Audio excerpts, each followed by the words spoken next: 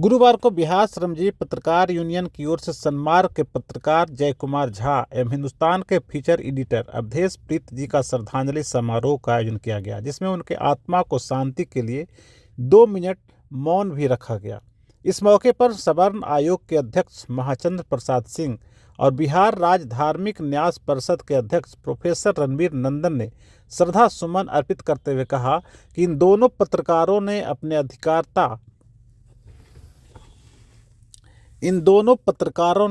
अपने पत्रकारिता के जरिए समाज को एक नई दिशा देने की कोशिश की और सरकार के क्रियाकलापों को जनता तक पहुंचाने में महत्वपूर्ण भूमिका भी निभाई है।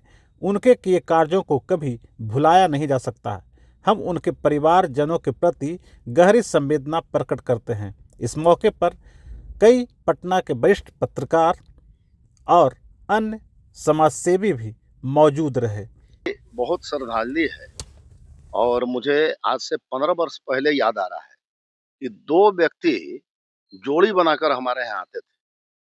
आलोक जी जब ये आए तो पूछते थे कि अरे भाई झा जी कहाँ हैं?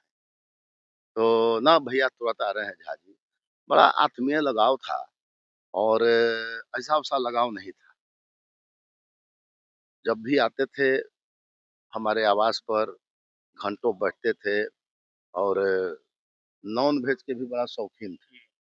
कुछ बना-वना है कि नहीं रणवीर जी बताइए कि स्मृतियाँ पुरानी और दुर्भाग्य से हम लोग के बीच नहीं है, नियति का खेला है। मेरी बहुत-बहुत श्रद्धांजलि है।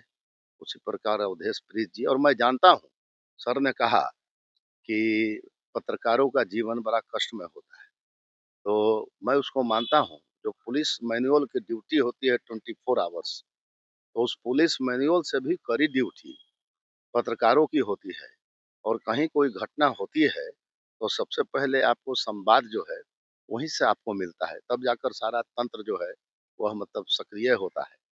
इसलिए मेरी श्रद्धांजलि है और ये जो श्रमजीवी पत्रकार यूनियन है, समय-समय पर लोग कहते हैं और कुछ बात भी कहते हैं, तो उसमें सहयोग रहता है। तो आज के इस दिन में चूँकि बहुत टफ लाइफ़ इन लोगों ने जिया है, तो जो काम होगा तब आलोक जी से भी मैं कहता हूँ कि मेरी ओर से 10-10 हज़ार रुपए दोनों घर में आप पहुँचवा दीजिएगा।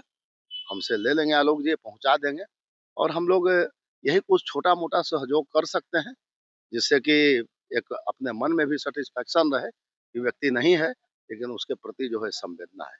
बस यही चीज़ करने आए हैं। हमारा भी पॉलिटिकल लाइफ काफ़ी लंबा है। इन लोग से व्यक्तिगत संबंध भी रहे हैं और आज हमारे बीच नहीं है।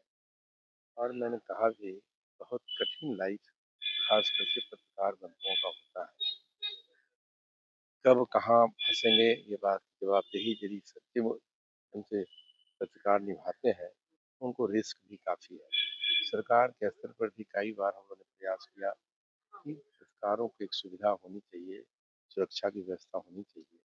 निश्चित रूप से उस समय तो हाउस में भी हमने चर्चा लगातार करते रहे हैं, लेकिन सरकार से आज भी आप सबके माध्यम से सरकार तक अपनी भावना पहुंचाना चाहते हैं। सचमुच में इस कठिन काम के प्रति पत्रकारों का जो काम है 24 आवर्स, कहीं कुछ घटना घटी तो पत्रकार के दिल दिमाग में बात आ जाती है और वहाँ वो पहुँचते हैं कठिन कठिन परिस्थिति। इसलिए सरकार को गहराई से विचार करना चाहिए।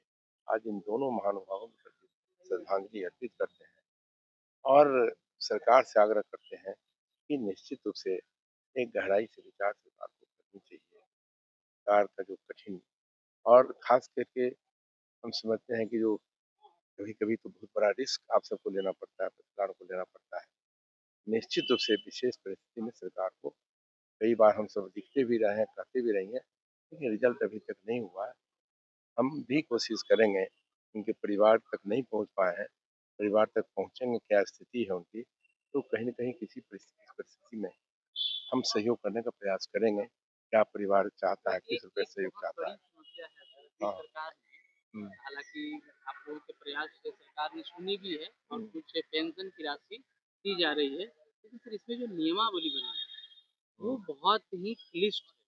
मतलब उसमें 80% पत्रकार उस नहीं आ रहा है। नियमावली को फुलफ़िल नहीं कर पा रहे हैं और इसकी वजह सिर्फ़ है वो मीडिया हाउस, जो कि पत्रकारों को जो चीज़ें मिलनी चाहिए, वो सैलरी स्लिप नहीं मिल पाती है, पीएफ नहीं काट पाते हैं, और जो कंडीशन है नियमावली में पीएफ मस्ट कर दिया गया। तो ऐसे 80% लोग छूट जाएँगे। जयकुमार झा बहुत प्रयासरत थे।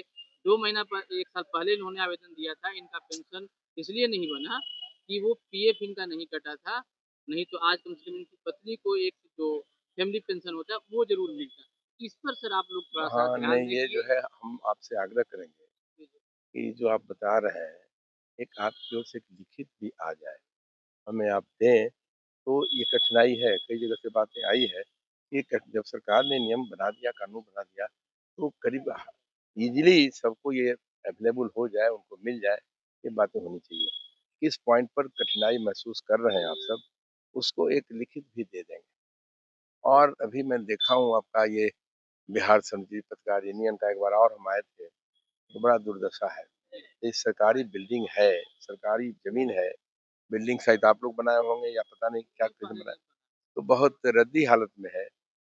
प्रयास करेंगे हम सब भी, कहीं न कहीं वो इसकी व्यवस्था हो कि आप सब यहाँ आएँ, तो ठंडे दिल से विचार कर सकें, बात कर सकें और अपना काम कर सकें। तो मुझे लगा उसी ऑफ़िस टाइप का ये बना होगा। इसलिए ये अब हमको बड़ी तकलीफ़ हुई देखकर, इस दशा में आज हमारा ये बिहार श्रमजीवी पत्रकार यूनियन की ऑफ़िस है, सरकार की ज़मीन है, सरकार की जवाबदेही बनती है। तो 51 से रन कर रहा है। 51 से रन कर रहा है। तो हमको इस पर भी हम सरकार से बात करेंगे, कोई रास्ता निकालेंगे। आइए।